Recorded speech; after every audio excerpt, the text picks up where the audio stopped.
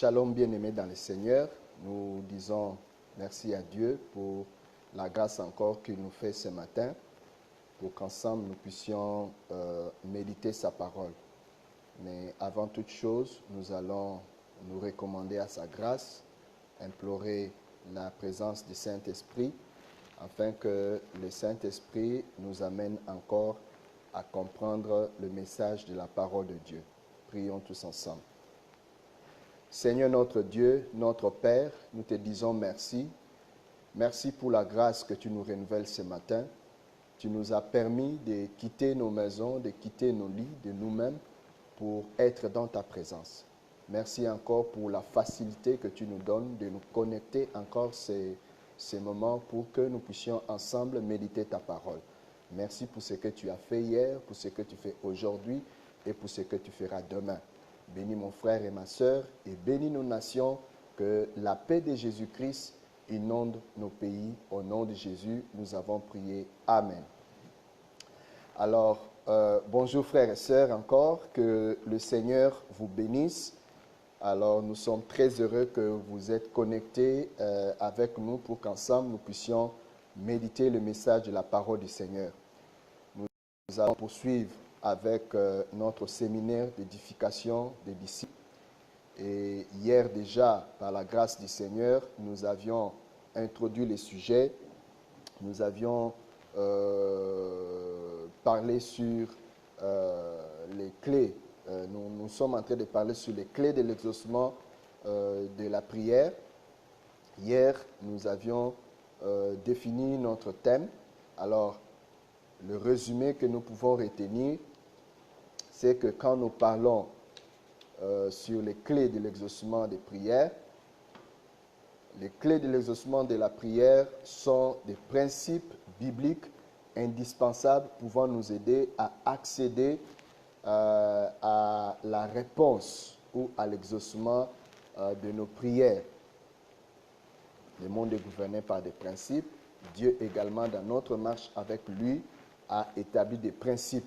Et dans le domaine de la prière, il y a des choses que nous devons connaître et appliquer si nous voulons réellement que Dieu puisse nous donner la réponse à nos prières. Parce que nous adorons un Dieu qui répond à nos prières dans l'Ancien Testament, dans le Nouveau Testament et même dans notre vie courante, nous avons assez de témoignages qui attestent que Dieu répond à nos prières. Mais ce qui est important, ce n'est pas seulement de prier, mais c'est de prier selon les principes de la parole de Dieu, afin que nous puissions recevoir l'exaucement à nos prières.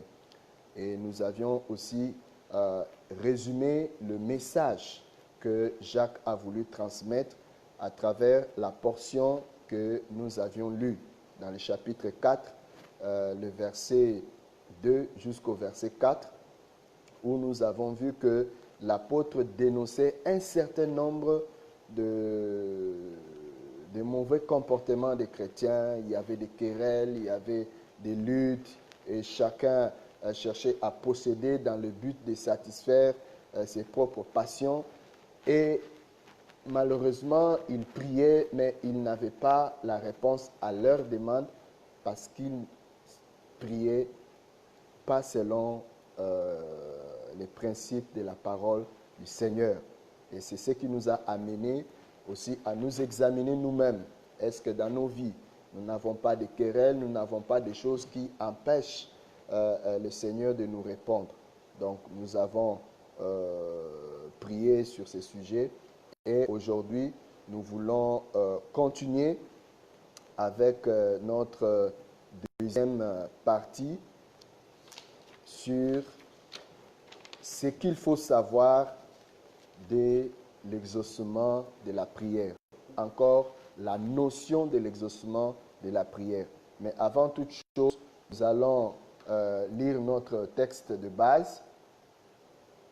Nous allons lire Jacques chapitre 4, le verset 2 jusqu'au verset 4, mais nous allons nous limiter à notre verset clé, qui est le verset 3, Permettez-moi de trouver la référence.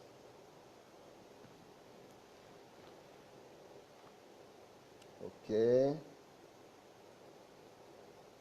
Voilà. Jacques chapitre 4, le verset 3 nous dit, « Vous demandez et vous ne recevez pas parce que vous demandez mal dans le but de satisfaire vos passions. » Alors hier, nous avions déjà essayé de résumer le message. Entamons maintenant notre deuxième point qui est ce qu'il faut savoir de l'exaucement de la prière ou la notion de l'exaucement, la notion sur l'exaucement de la prière. Alors, toujours dans la parole de Dieu, quand nous examinons ce que le Seigneur dit dans Osée chapitre 4, le verset 6, là-bas le Seigneur dit que mon peuple est détruit parce qu'il lui manque la connaissance.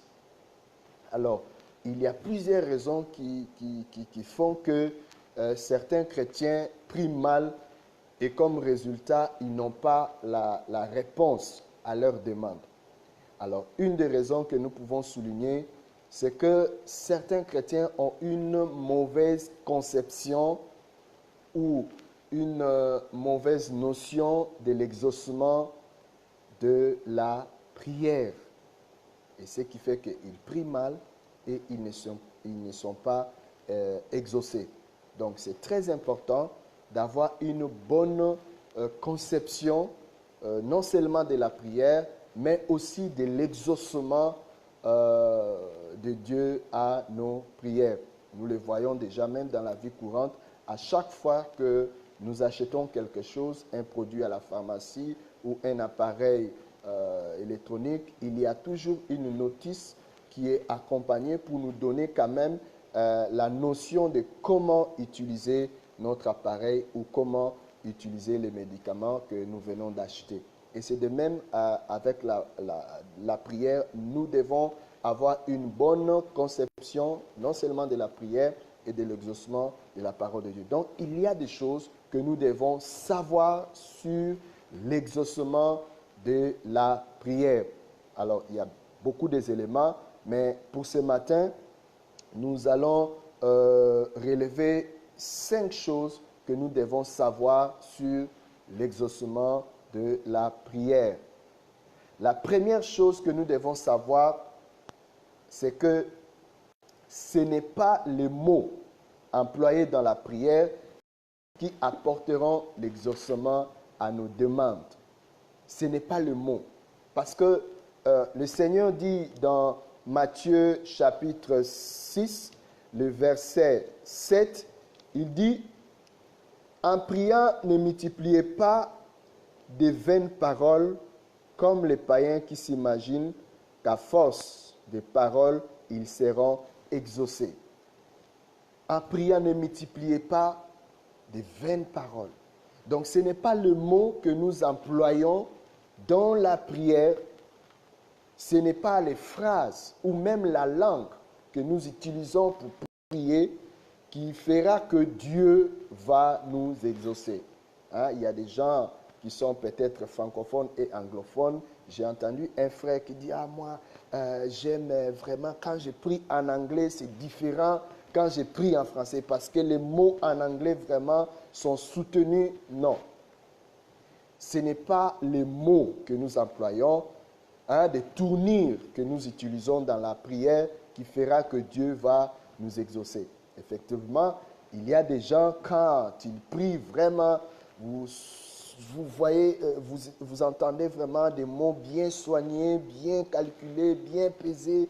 Ah, on a vraiment envie de prier comme eux.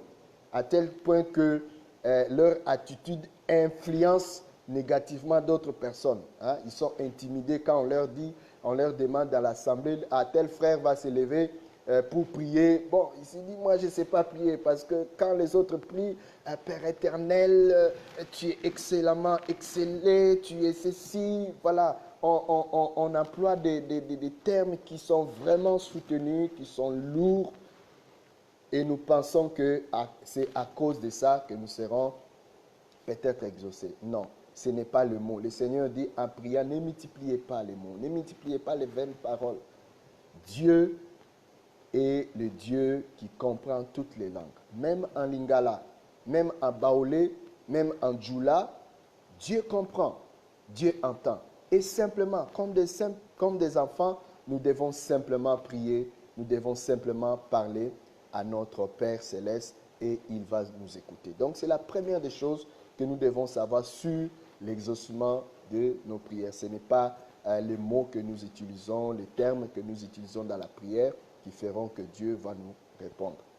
La deuxième chose que nous devons savoir sur l'exaucement de la prière, c'est que ce n'est pas la longueur ou la durée de la prière qui amènera l'exaucement. Ce n'est pas la longueur ou la durée. Parce que ici, ce qu'il faut, savoir, c'est que nous ne voulons pas décourager le fait de prier longtemps, mais nous voulons simplement dire que ce n'est pas la longueur ou la durée de la prière qui fera que Dieu va nous exaucer. C'est très important. C'est vrai, il y a des gens, et déjà quand nous regardons ce que le Seigneur dit dans sa parole, les païens, c'est des gens qui font souvent de longues prières.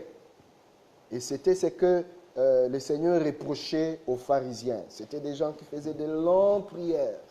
Hein, et dans ces longues prières, ils multipliaient des vaines paroles. Et nous le voyons aujourd'hui. Hein, on prend un mot ou une expression pendant 30 minutes. Surtout lorsqu'il s'agit de prier en langue, on entend souvent le même mot, péris, ou bien, voilà, le même mot. Et à la fin, on dit on a prié. Hein, 1 heure, on a passé 1 heure du temps dans la prière.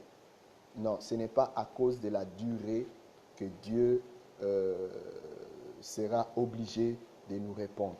C'est vrai, nous devons prier sans cesse, nous devons prier à tout moment, nous devons prendre assez de temps dans la présence de Dieu, mais ce n'est pas dans ce sens-là où nous voulons multiplier les mêmes paroles pour passer un long temps dans la prière que Dieu fera que Dieu va nous exaucer. Vous savez, quand vous aimez quelqu'un, vous ne comptez plus le nombre d'heures que vous passez avec cette personne.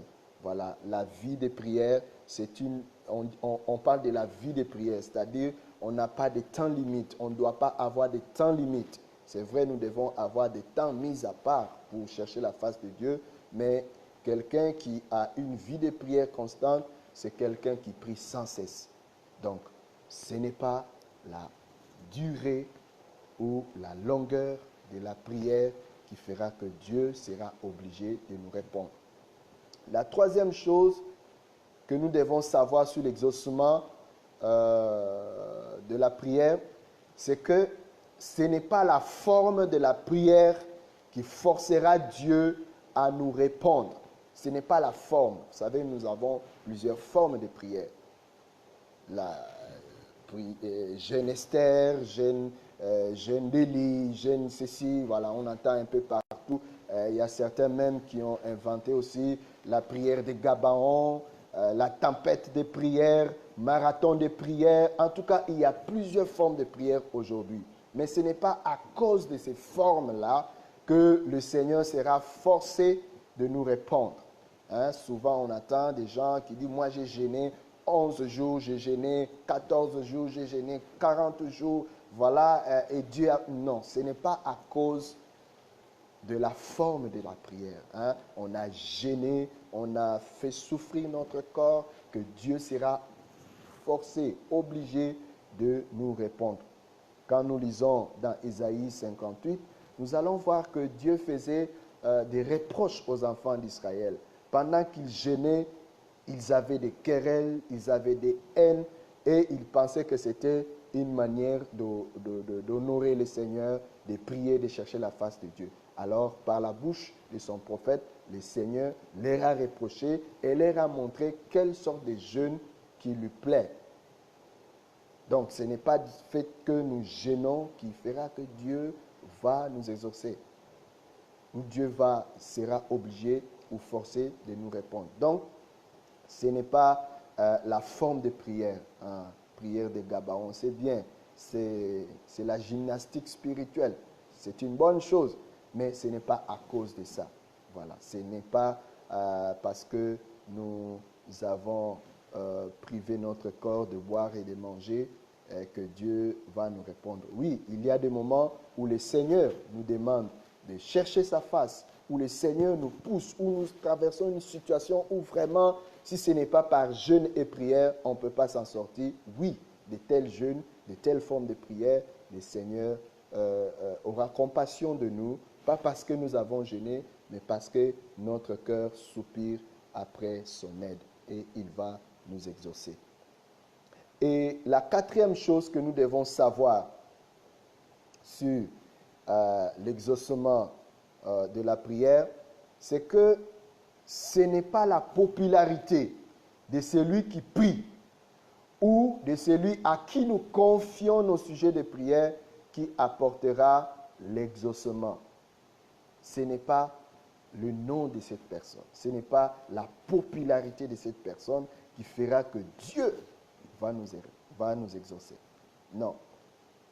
C'est vrai, il y a des hommes de Dieu qui sont oints, il y a des hommes de Dieu qui ont reçu des talents, qui ont reçu des dons pour être utiles au peuple de Dieu. Nous devons profiter de ces différentes grâces, mais ce n'est pas à cause de leur popularité. Ce n'est pas à cause de leur onction, de leur, je ne sais pas, leur grandeur qui fera que Dieu va nous exaucer. Parce qu'aujourd'hui, on constate aussi que certains chrétiens, au lieu de chercher la face de Dieu et au lieu de prier même dans leur église, partent de gauche et à droite pour soi-disant aller chez tel prophète, aller chez tel homme de Dieu, parce que lui, vraiment, c'est l'homme à la bouche autorisée de Dieu. Quand lui, il prie, en tout cas, il y a des réponses, il y a des manifestations. Oui, ces personnes ont peut-être reçu les dons de la part du Seigneur, mais ce n'est pas à cause de ça. Ce n'est pas à cause de leur popularité que Dieu sera influencé de nous répondre. De toutes les façons, nous ne connaissons pas leur état spirituel. S'ils sont abandonnés, rejetés par Dieu, on ne le sait pas. C'est comme Saül, il était roi, mais un roi déjà abandonné par Dieu. Et si nous nous confions à de telles personnes et que sans connaître leur état spirituel, sans connaître s'ils sont approuvés par Dieu ou pas, alors nous allons beau prier, mais Dieu ne va pas nous répondre. Ce n'est pas à cause de leur popularité. Ce n'est pas à cause du nom de celui à qui nous confions le sujet de prière. Le Seigneur nous a dit qu'il nous a donné un accès libre auprès du Père. À cause de son sacrifice à la croix, nous pouvons invoquer Dieu comme Père et Dieu va nous répondre. Si notre vie est en bonne relation avec le Seigneur, si nous marchons en conformité avec la parole de Dieu, alors le Seigneur ne tardera pas de nous répondre. Donc, bien-aimés dans le Seigneur, cessons de courir derrière, entre guillemets, certains hommes de Dieu, parce que soi-disant, c'est des hommes à la bouche autorisée de Dieu, ou bien leur nom, et leur voix est reconnue au ciel quand ils élèvent la voix. Voilà, non. Le Seigneur nous appelle à être ses enfants et en tant que Père, il est prêt à nous écouter nous-mêmes. Il n'a pas besoin des intermédiaires, il a besoin que nous puissions simplement nous conformer à sa parole et lorsque nous allons prier, il ne tardera pas de nous répondre. Et la dernière chose que nous devons savoir sur l'exaucement de la prière, c'est que ce n'est pas notre position ou ce n'est pas les œuvres que nous ferons qui feront que Dieu va nous exaucer. Donc ce n'est pas notre position ou nos œuvres qui feront que Dieu va nous exaucer. C'est très important. Parfois, nous pensons qu'à cause de notre position, nous sommes pasteurs, nous sommes diacres, nous sommes anciens, nous sommes un chrétien ancien dans la foi. À cause de ça, Dieu va nous répondre. Oui, on peut avoir des alliances avec le Seigneur, c'est possible, mais ce n'est pas à cause de notre position dans l'Église. Ce n'est pas parce que nous sommes enfants de pasteurs que Dieu va nous répondre. Ce n'est pas parce que nous sommes femmes de pasteurs. Ce n'est pas parce que nous faisons des choses dans l'Église, hein, des dons, des sacrifices, de construire l'Église. Ce n'est pas à cause de toutes ces choses. La Bible dit que Dieu prend plaisir à l'obéissance qu'au sacrifice. Dans 1 Samuel chapitre 15, le verset 22. Ce n'est pas les sacrifices qui intéressent Dieu. Ce n'est pas ce que nous faisons qui est vraiment important, c'est ce que nous sommes. Donc si nous ne marchons pas selon la parole du Seigneur, peu importe ce que nous faisons, peu importe le poste que nous occupons dans l'Église, ce n'est pas à cause de ça que nous aurons la réponse à nos prières, l'exaucement à nos demandes.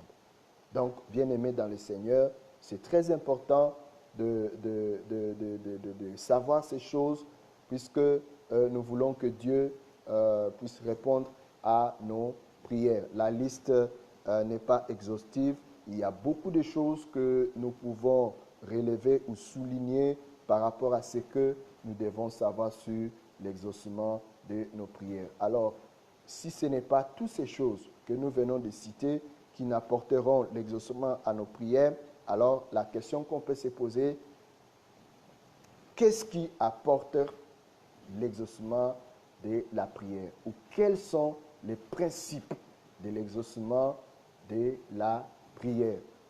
Nous allons nous arrêter par là et demain, par la grâce de Dieu, nous allons entamer notre point focal qui est les clés de l'exaucement de la prière.